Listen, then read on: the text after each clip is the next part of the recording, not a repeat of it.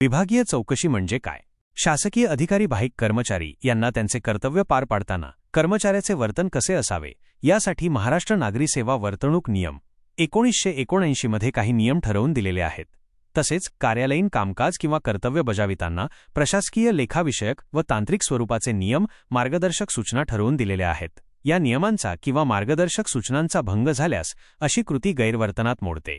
गैरवर्तन घडल्यास कर्मचाऱ्यास शिस्तभंगाच्या कारवाईस सामोरे जावे लागते. अधिकारी बाह्य कर्मचारी यांचे अशा प्रकारचे अनुचित स्वरूपाचे गैरवर्तन दखलपात्र असते. अशा प्रकारचे निषिद्ध वर्तन विचारात घेऊन कर्तव्यात केलेल्या कसुरीबाबत कर्मचाऱ्याला ज्ञापन दिले जाते.